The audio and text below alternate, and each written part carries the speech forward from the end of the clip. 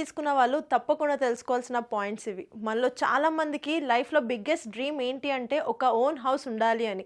మన ఇల్లు, మన స్పేస్ అని ఫీల్ అయ్యే ఒక ప్లేస్ ఉండాలి అని అందరికీ కోరిక ఉంటుంది. కానీ ఈ రోజుల్లో డైరెక్ట్‌గా ఇల్లు కొనడం అంటే చాలా కష్టం. ప్రైజెస్ ఎక్కువ, సేవింగ్స్ సరిపోవు. అందుకే మెజారిటీ ఆఫ్ పీపుల్ ఏం చేస్తారంటే హోమ్ లోన్ తీసుకుంటారు. కానీ ఇక్కడే మనం చేసే ఒక చిన్న మిస్టేక్ ఏంటంటే లోన్ తీసుకుంటాం కానీ దాంతో పాటు ఇన్సూరెన్స్ తీసుకోవడం గురించి మాత్రం ఇగ్నోర్ చేస్తాం. లేదా బ్యాంక్ చెప్పినప్పుడు కన్ఫ్యూజ్ అయిపోతాం. అసలు ఇది కంపల్సరీయా లేక వేస్టా అని డౌట్ కూడా వస్తుంది. ఇక్కడ నిజం చెప్పాలంటే హోమ్ లోన్కి ఇన్సూరెన్స్ కంపల్సరీ కాదు, ఎవ్వరు ఫోర్స్ చేయరు. కానీ దాని ఇంపార్టెన్స్ మాత్రం చాలా పెద్ద విషయం. ఒకసారి సింపుల్ ఎగ్జాంపుల్తో ఆలోచించండి. ఒక ఫ్యామిలీలో ఒకడే ఎర్నింగ్ మెంబర్ ఉన్నాడు అనుకోండి. ఆయన ఈఎంఐ కట్టడం, ఫ్యామిలీని నడిపించడం అన్నీ చేస్తూ ఉంటారు. అలాంటి సిచ్యువేషన్లో ఆ వ్యక్తికి సడన్గా ఏదైనా జరిగితే ఫ్యామిలీ సిచ్యువేషన్ ఎలా ఉంటుంది?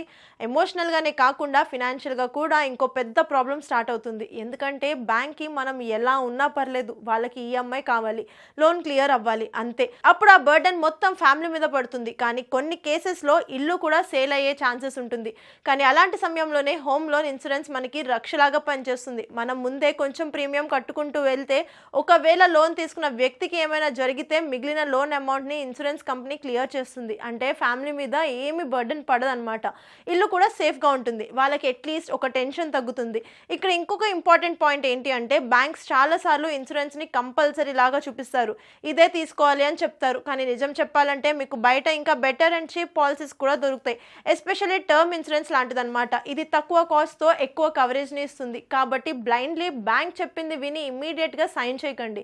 కొంచెం రీసెర్చ్ చేయండి, కంపేర్ చేయండి, మీకు సూట్ అయ్యే ఆప్షన్ తీసుకోండి. లాస్ట్గా ఒక మాట, మనం ఈఎంఐ కట్టడం ఇంపార్టెంట్ కానీ మన ఫ్యామిలీ ఫ్యూచర్ సెక్యూర్ చేయడం ఇంకా ఇంపార్టెంట్. మనం ఉంటే ఈఎంఐ కట్టడం ఈజీ, కానీ మనం లేకపోతే ఆ బర్డెన్ ఎవరు తీసుకుంటారు అనే క్వశ్చన్కి ఆన్సర్ ఉండాలి. అందుకే హోమ్ లోన్ తీసుకుంటున్నప్పుడు ఇన్సూరెన్స్ని ఇగ్నోర్ చేయకండి. అది కొంచెం ఎక్స్ట్రా బర్డెన్ లాగా అనిపించినా కష్టకాలంలో అదే మనకి బిగ్గెస్ట్ సపోర్ట్ అవుతుంది. కాబట్టి ఆలోచించి ముందడుగు వేయండి. అండ్ ఇన్ఫర్మేషన్ మీకు నచ్చినట్లయితే వీడియోని లైక్, కామెంట్, షేర్ చేయడం మర్చిపోకండి. Thanks for watching.